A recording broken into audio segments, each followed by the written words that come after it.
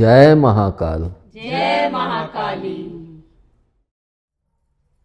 अभी इससे पहले जो वीडियो गया था उसमें मैंने स्वास्तिक यंत्र के विषय में बताया और उसको सिद्ध करने के लिए ओम के उच्चारण की ओम का उच्चारण करें। अगर हम लोग देखें तो ओम एक ही शब्द है और वह अपने आप में संपूर्ण भी है और वह हमें यह भी बताता है कि हम उस परम पिता तक कैसे पहुँचे। जैसे कि अगर हम देखें तो ओम सर्वप्रथम शिव जी से जोड़ा गया, फिर नारायण से भी जुड़ा, फिर कृष्ण से भी जुड़ा, राम से भी जुड़ा, तो सभी से ओम जोड़ा। लेकिन थे तो सब परमेश्वर ही, इस पृथ्वी पे जन्म लिए। तो ओम का वास्तविक मतलब क्या है और यह अकेला शब्द अपने आप में संपूर्ण है, ऐसा क्यों है? और जब कोई मंत्र हम उच्चारण करते हैं तो उसमें पहले ओम लगाते हैं। मैंने अपने एक वीडियो में बोला भी था कि ओम जो है वो हम मानव के ऊपर ही केंद्रित है। मतलब हम जो ओम का उच्चारण करते हैं तो उसकी जो ध्वनि निकलती है वह हमारे मानव शरीर के तीनों अंगों को ही झंकृत करती है। जैसे कि हम लोग सितार पे या गिटार पे तारों को छेड़ते हैं और उसके बाद उसको दबा के उसमें सुर निकालते हैं, उसी तरह से जब हम ओम का उच्चारण करते हैं तो ओम की जो ध्वनि होती है वह हमारी तीनों ही जगहों को एक तरह से जागृत करती चली जाती है। और यह भी जैसे अपने सनातन धर्म में कहा गया है कि सिर्फ ओम का अकेले उच्चारण कभी नहीं करना चाहिए। तो वह जब हम अकेले ओम का ही वो उच्चारण करना हो तो हम उसे सिर्फ ध्यान में कर सकते हैं, क्योंकि हम जब अपने ध्यान में होते हैं और फिर जब हमारी नाभि से ओम का उच्चारण उठता है, जिसको मैंने पहले भी कहा है कि पहले हम मुख से जपते हैं, फिर धीरे धीरे इतनी शांति हो जाते हैं कि हमारी नाभि से अपने आप ही मंत्र का उच्चारण चलने लगता है। और यह भी कहा गया है कि ज़्यादा बड़ा मंत्र नहीं लेना चाहिए। और देखें तो सबसे छोटा मंत्र ओम ही दिखता है, इससे छोटा मंत्र और कोई है ही नहीं।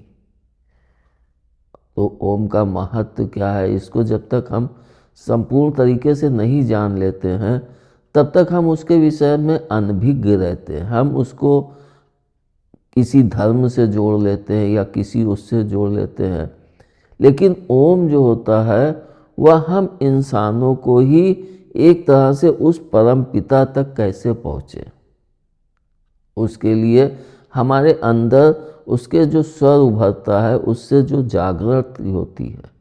तो हमारी जैसे कहते नहीं कि आत्मा का परमात्मा से मिलन, नीचे से ऊपर की तरफ चलो, तो आत्मा हो गई हम ओम, जिसका निर्माण परमपिता परमेश्वर ने किया है। और इसको अगर हम समझें तो कहा है, जैसे कि श्री रामकृष्ण परमहंस जी ने भी कहा है कि मार्ग अलग अलग है लेकिन पहुँचते सब एक ही स्थान पे हैं। और उन्होंने तो हर मार्ग से चल के उन्होंने पहले सर्वप्रथम काली जी की साधना की, तब वे उस स्थान तक पहुँच के जाने। उसके पश्चात उन्होंने राधा बन के कृष्ण की साधना की। फिर उन्होंने जो है मुस्लिम धर्म के अनुसार चल के साधना की, ईसाई धर्म के द्वारा भी चल के उन्होंने साधना की। और सभी मार्गों से वे गए लेकिन पहुँचे सिर्फ एक जगह। वह एक जगह कौन सी है? वह ओम तो नहीं है। ओम, जैसा कि मैंने कहा है कि ओम तो हम मानव ही हैं, और इसको मैंने दर्शाया भी है कि जब ओम जो हमारा बड़ा ऊ और उसके ऊपर चंद बिंदी रख दी जाती है, उसको हम लोग ओम पुकारते हैं। और उसी का जो आधा भाग वो बायां हिस्सा है, जब उसको हम दाहिना हिस्सा उससे दूसरा ओम जोड़ते हैं या उसी को पलट के जोड़ देते हैं, तो वह एक मानव आकृति बनती है जो ध्यान की आकृति होती है। मतलब ओम हमें खुद ब खुद सिखा रहा है कि देखो, हम उस ओमकार तक पहुंचने के लिए सिर्फ ध्यान मार्ग में ओम का उच्चारण करें तो हम उस तक पहुंच सकते हैं, उस परमानंद प्रकाश में स्नान कर सकते हैं। लेकिन उस परमानंद प्रकाश तक पहुंचने के लिए मार्ग तमाम है। हम चुनाव क्या करते हैं? जैसे कि अगर मान लो ओम नमः शिवाय, तो हम शिव जी के द्वारा शिव जी को साथ लेके और उस परम पिता तक सफ़र के लिए चल पड़ते हैं। या फिर श्री कृष्णाय नमः या श्री राधे या श्री सीताराम, कुछ भी हम जपें, या ओम गंगणपताय नमः, तो हम ओम की हम एक मानव हैं। और ओम तभी उसके आगे कोई मंत्र लगता है कि हम मानो आपसे या प्रार्थना करते हैं, जैसे कि हमने कहा ओम नमः शिवाय, हे शिव जी कि आप मुझे उस परम ज्ञान की करीब ले जाएं या वह परम ज्ञान दें जिसको हम अनभिज्ञ लोग, नादान लोग नहीं जानते। तब हमें शिव जी या जिस इष्ट को भी हमने पकड़ा है तो वहाँ तक पहुँचते हैं। इसी कारण से कि ओम मानव का ही एक प्रतीक मान लें, तो जब मानव कोई भी मंत्र जपता है तो उसके पहले ओम की हम मानव जप रहे हैं। और फिर पहुँचना कहाँ है? ओमकार, जिसने इस मानव शरीर का निर्माण किया है। मतलब ओम का निर्माण करता जो है उसी को ओमकार कहते हैं, जिसको हम लोग देखते हैं पंजाबियों में कहते हैं एक ओंकार सत्य नाम, वही एक सत्य है। दूसरा सत्य कुछ भी नहीं है। अगर हम शिव जी को लेके चलेंगे तो एक स्थान ऐसा आएगा जिसके बाद हमें उस प्रकाश स्वरूप तक पहुंचने के लिए, फिर उस परमानंद के में स्नान करने के लिए हमें फिर से सिर्फ उनका ही हाथ जब तक वे नहीं पकड़ेंगे तो वहाँ तक नहीं पहुँच पाएंगे। चाहे हम कृष्ण जी को जपें या शिव को जपें या राम को या किसी और को भी जपें, क्योंकि दुनिया में भीड़ बहुत है और सबने जिस मार्ग से चल के उस परम पिता तक पहुँचे, उन्होंने उस मार्ग का ही ज्ञान दिया। लेकिन ओम अपने आप ही बताता है कि उस ओमकार तक पहुँचने के लिए हम कैसे ध्यान में सिर्फ ओम का ही उच्चारण करके उस परमानंद प्रकाश में स्नान कर सकते हैं।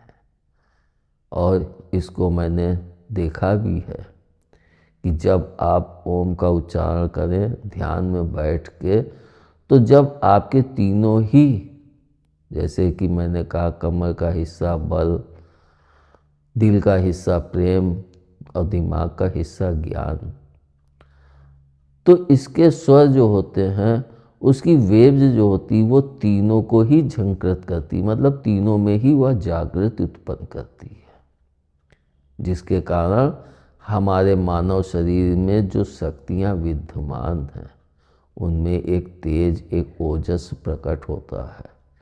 इसीलिए कहा गया है कि ओम की शक्ति बहुत बड़ी होती है। मतलब हम मानव की शक्ति कितनी बड़ी है। और ओम कहते हैं कि पूरे संसार में इस नाद की गूंज गूंजती रहती है। तो उसका भी कि हम इंसानों की ही ऊर्जा से ये ब्रह्मांड, जितने भी जीव जंतु, सिर्फ ये मत सोचो कि हम इंसान ही हैं तो हम लोगों की ही ऊर्जा से यह ब्रह्मांड संचालित है। जितने जीव जंतु हैं, पशु पक्षी हैं, पेड़ पौधे हैं, सभी से ऊर्जाएं निकलती हैं और उसी ऊर्जा से यह ब्रह्मांड संचालित होता है। मतलब प्रभु की बनाई हुई इस अद्भुत दुनिया को समझना किसी के बस की बात नहीं है। ऊर्जा भी अपने आप उत्पन्न होती है। हम लोग देखते हैं अंधकार से प्रकाश की तरफ, तो जब हम प्रकाश की तरफ क्या ओमकार, तो हम प्रकाश की तरफ बढ़ रहे हैं, ओमकार की तरफ बढ़ रहे हैं। और इसको हम लोग अपने जीवन में भी देखते हैं कि जब हम रात्रि होती है तो भय लगता है, डर लगता है लोगों को।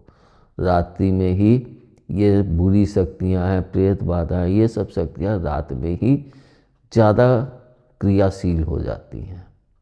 और इसको हम लोग देखते भी हैं कि जैसे कोई भूत बंगला हो या भूत वाला घर हो कोई, जहाँ पे लोगों को जाने में डर लगता है, तो वहाँ पे वे दिन में चले जाते हैं, लेकिन रात्रि में नहीं जाते हैं, क्योंकि रात्रि में वे शक्तियाँ अधिक क्रियाशील होती हैं और दिन में वो क्षीण हो जाती हैं। तो आप सोचो, प्रभु का एक अंश भी नहीं है सूर्य, लेकिन वह प्रभु के अस्तित्व को ही तो प्रकट करता है कि प्रभु प्रकाश स्वरूप में है। और एक अंश ना होते हुए भी जब उसका प्रकाश इस पृथ्वी पे पड़ता है, तो जितनी भी बुरी शक्तियां हैं, जितनी भी वो एक तरह से छीन हो जाती। वो उस प्रकाश से बचने के लिए किसी छाया या अंधकार रूपी कमरे में या अंधकार जहाँ घर हो वहाँ पे जाके छिप जाती हैं, ताकि उनके ऊपर वह प्रकाश ना पड़ सके। इसको मैंने पहले बताया भी है वीडियो में कि किसी को भी आत्मा की मुक्ति करवानी है तो वो सिर्फ उसके ऊपर प्रकाश पड़ जाए सूर्य का, तो वह मुक्ति उसको प्राप्त हो जाती है। अब उस आत्मा को तो मुक्ति प्राप्त हो जाएगी कि प्रकाश पड़ा, तो वह अपने उस मोह माया को त्याग के उस तरफ बढ़ लेती है। लेकिन हम इंसान भी को भी यही पंडित लोग सिखाते हैं कि मुक्ति प्राप्त करो, इस जीवन से मुक्ति होती क्या है? जब हम यहाँ से बढ़े, मान लो श्री राधे जपते हुए वहाँ तक पहुँचे, उसके बाद उस परम प्रकाश की तरफ बढ़ने के लिए फिर प्रभु मेरा हाथ थामेंगे, तभी हम उस तरफ बढ़ पाएंगे। और जब हम उस प्रकाश स्वरूप में बैठ जाते हैं तो फिर हमें अपने शरीर का भी भान नहीं होता है। हम उस दिव्य आनंद में ही इतने खो जाते हैं कि हमें समय का भी पता नहीं चलता है और शरीर का भी पता नहीं चलता है। हम लोग जब बढ़ते हैं तो जैसे बढ़े, मैं पहले काली जी का जप करते हुए बढ़ा, फिर दुर्गा जी का बढ़ा, फिर शिव जी का लेके बढ़ा। फिर एक स्थिति ऐसी आती है जहाँ पे सारे मंत्र शांत हो जाते हैं, सारे उच्चारण बंद हो जाते हैं, सिर्फ एकदम शांति के साथ बैठ के और उस दिव्य आनंद की अनुभूति होने लगती है। और वह ऐसा लगता है कि जैसे दिव्य प्रकाश प्रभु का है, जिसमें एक बड़ा मज़ा आ रहा है, बड़ी शांति से बैठ के, तो समय भी नहीं पता चलता है।